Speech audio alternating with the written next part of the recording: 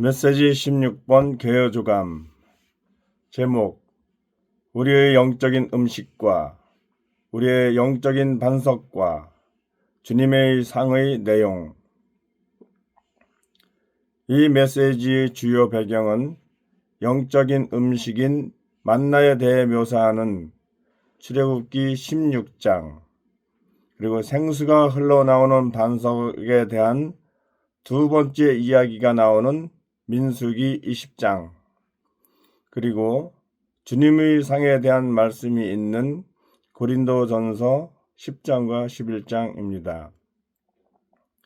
위트니스 리 형제님이 생전에 말씀하시기를 신약 성경에서 보다도 출애굽기에서 하나님의 완전한 구원에 대한 완전하고 분명한 그림을 볼 수 있다고 하셨다고 합니다. 왜냐하면 출애굽기는 출애굽 후 약 1년 동안 있었던 일들에 대한 기록인데, 이스라엘을 구원할 모세의 출생에서 시작하여 이집트에서의 압제로부터 구속받고 구원받는 과정, 하늘에 속한 음식과 음료를 공급받는 것, 율법과 율례, 그리고 성막과 기구들에 대한 계시와 이상을 받음, 성막을 건축하여 하나님의 영광이 성막을 가득 채우고 하나님의 거처인 성막과 함께 움직이는 것 등에 대한 이 모든 역사적 사실이 신약시대에 계시된 하나님의 완전한 구원에 대한 풍성하고 놀라운 그림을 보여주고 있다는 것입니다.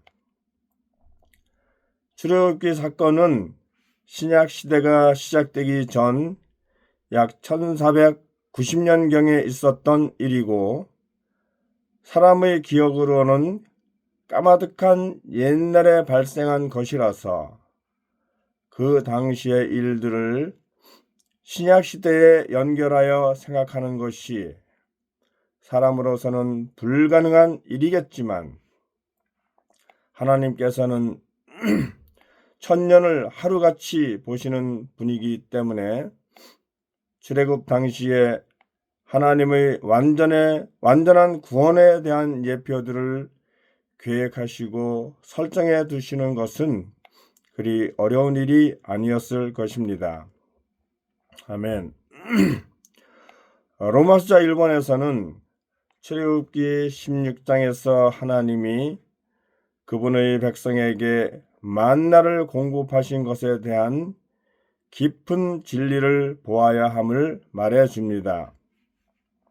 즉, 우리를 세상에서 불러내신 하나님은 우리가 먹던 세상적인 음식 대신에 하나님이 보내주신 참된 만나요, 우리의 영적 음식이신 그리스도를 음식으로 바꾸어 먹음으로써 하나님께서 선택하신 사람들인 우리가 그리스도로 말미암아 살기를 원하신다는 것입니다. 왜냐하면 우리가 먹은 그리스도는 우리를 재조성하는 요소와 공급이 되시어 우리를 이 우주 안에 있는 하나님의 거처로 만드실 것이고, 이렇게 우리가 먹은 그리스도는 전부 영원한 기념이 될 것이기 때문입니다. 하나님이 이 만나를 얼마나 기념으로 삼기를 원하셨는지는 한 오멜의 만나를 거두어 성막 안 지성소에 있던 언약궤 안에 금 항아리에 담아서 간직하도록 하신 것에서 볼 수 있습니다. 이와 같이 금 항아리 안에 있던 만나는 하나님의 거처의 초점이었듯이 우리가 먹은 그리스도, 우리 안에 간직된 그리스도는 오늘날 하나님의 건축물의 초점입니다. 이렇게 우리가 취하여 먹은 유일한 음식이신 그리스도는 우리의 힘과 만족이 되시고 우리를 부축하여 주십니다. 그렇기에 우리가 신약에서 하는 유일한 한 사역은 하나님의 백성을 위한 유일한 음식이신 그리스도를 공급하는 일에 동참하는 것입니다. 신약시대에 사도들을 비롯한 은사를 가진 많은 사람들이 있고 서로 다른 많은 일들을 하는 것 같지만 모두가 한 사역 안에 있어야 하고 신약의 유일한 한 사역에 참여하는 것이 되어야 합니다. 비유적으로 말하자면 큰 회사에서 일하는 수많은 사람들은 서로 다른 일을 하는 것 같지만 사실은 단 하나의 일, 회사의 이익을 증가시키는 일을 하는 것과 같다고 하겠습니다. 그리고 우리가 참여하는 이 유일한 사역은 다른 사람들에게 음식이신 그리스도를 공급하는 생명의 사역이고 그 중점은 그리스도와 교회이며 생명과 건축입니다. 만나는 이것이 무엇이냐라는 뜻을 가진 비밀하고 유일하며 우리에게 매일의 음식이 되시는 그리스도로서 다양한 특징들을 가지고 있습니다. 우리 또한 만나이신 그리스도를 지속적으로 누릴 때 신진대사적인 변화를 통해 그러한 특징들이 우리에게까지 확대됩니다. 만나는 비밀이고 장기간의 기적이며 하늘에서 내려오는데 이슬과 함께 오며 아침에 옵니다. 만나는 작고 잘고 둥글고 희고 서리와 같으며 생명이 가득한 고수씨와 같고 단단하고 베델리엄 모양과 같고 신선한 기름의 맛과 같고 꿀로 만든 전병의 맛과 같으며 과자를 만들기에 좋다고 하였습니다. 만나가 과자를 만들기에 좋다는 것은 반죽이 잘 된다는 뜻을 함축하는 것 같습니다. 예를 들면 쌀이나 밀을 고운 가루로 만들면 그 곡식 알갱이 자체를 음식으로 지어 먹는 것보다도 더욱 많은 다양한 음식을 만들 수가 있습니다. 동서고금을 통해 지구상에서 이렇게 비밀스럽고 다양하고 영적인 의미가 풍성한 식재료는 만나가 유일할 것이라고 생각합니다. 오늘날 많은 식품 영양 과학자들은 어떤 식재료가 어떤 영양소를 가지고 있고 그것들을 어떻게 섭취하면 좋은지를 연구하는데 그들이 이 만나를 연구한다면 만나는 수많은 식재료 중에서도 가장 뛰어난 완전식품이라고 말할 것이라고 생각됩니다. 아멘. 로마서 2번에서는 이 메시지의 두 번째 중점인 영적인 반석이신 그리스도에 대하여 말합니다. 고린도전서 10장 4절에서는 자기들을 따르는 영적인 반석에서 마셨는데 그 반석은 그리스도였다라고 말씀합니다. 이 반석은 생명 주는 영이신 부활하신 그리스도를 의미하며 반석이신 그리스도가 항상 교회와 함께 하시면서 믿는 이들에게 생명수를 공급하신다는 것을 뜻합니다. 하나님의 백성이 출애굽하여 좋은 땅으로 이동하는 과정 중에 물이 부족할 때가 있었는데 그때마다 적어도 2번 반석에서 흘러나온 물이 풍성하게 공급되었는데 이렇게 필요할 때마다 반석에서 물을 공급받았기 때문에 자기들을 따르는 영적 반석이라고 표현했지 않았나 생각이 됩니다. 우리 몸의 약 70%는 물이라고 합니다. 그래서 물이 부족하면 몸에 질병이 생기게 되고 실제로 하나님의 백성들 가운데서도 문제가 생겼음을 출애굽기에서 볼 수 있는데 이것은 하나님의 백성에게 생명의 영이 부족할 때 문제가 생긴다는 것을 의미합니다. 우리에게 그 영이 풍성하게 공급될 때 우리들 사이와 하나님과의 관계에 있어서도 문제가 없게 됩니다. 이 영적인 반석에서 물이 흘러나오는 이야기가 구약에 2번 등장합니다. 첫 번째는 출애굽기 17장에 나오는데 이때는 여호와께서 모세에게 말씀하시기를 너는 그 반석을 쳐라. 그러면 거기에서 물이 나와 백성이 마실 수 있을 것이다 라고 하셨고 모세가 이스라엘의 장로들이 보는 앞에서 그대로 하였다 라고 하였습니다. 이것은 십자가에 못 박히신 그리스도에게서 생명수가 흘러나와 우리에게 공급되는 것을 상징합니다.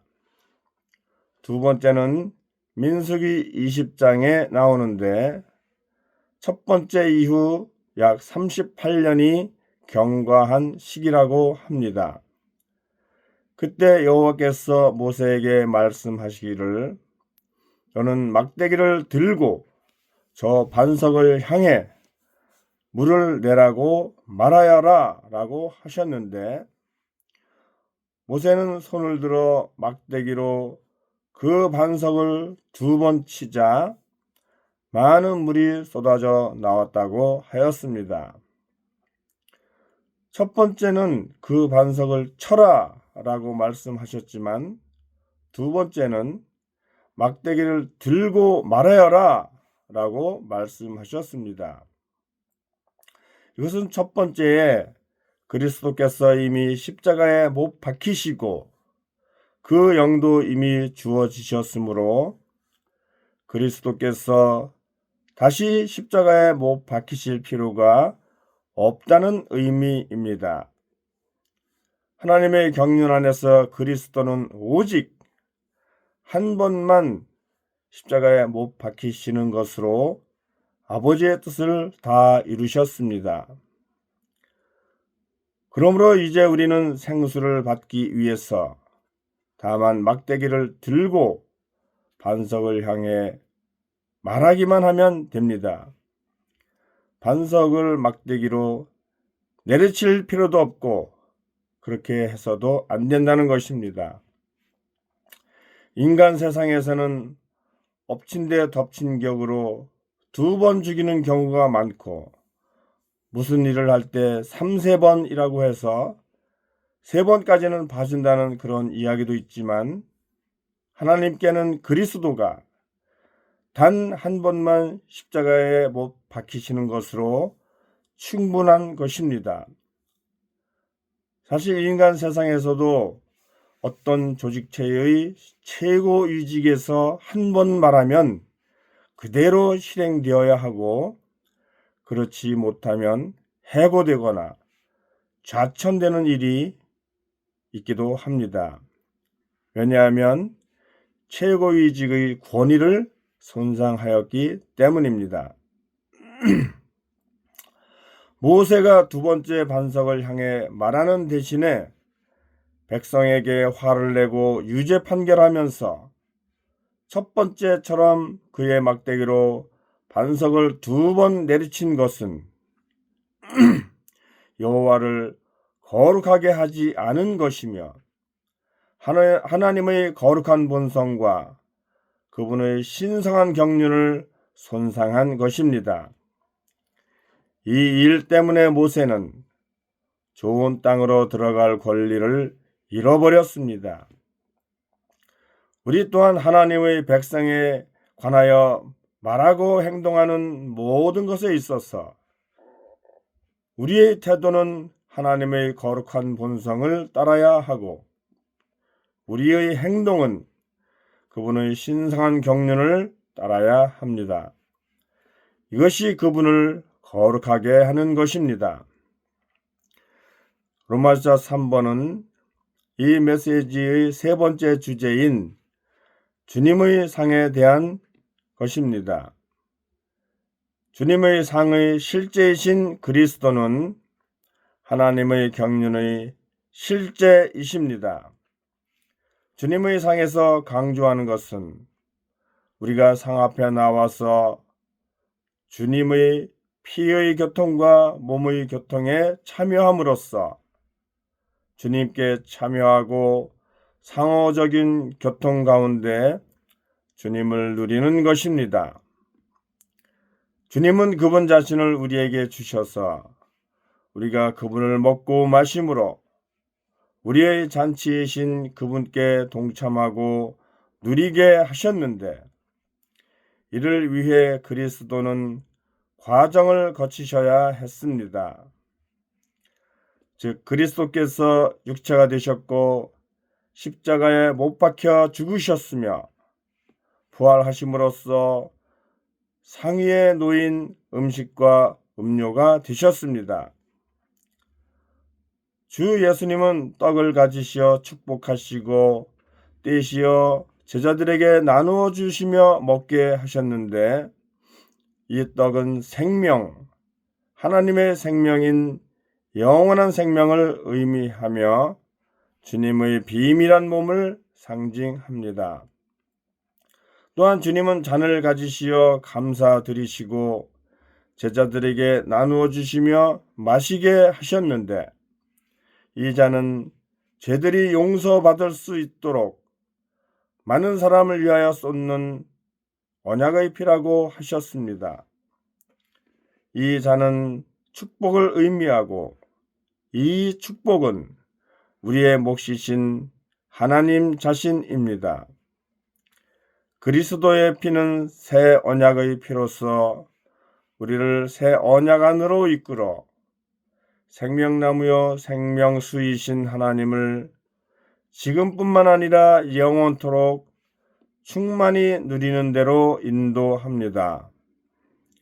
바울은 고린도전서 11장 26절에서 여러분이 이 떡을 먹고 이 잔을 마실 때마다 주님의 죽음을 그분께서 오실 때까지 선포하는 것입니다. 라고 하였습니다.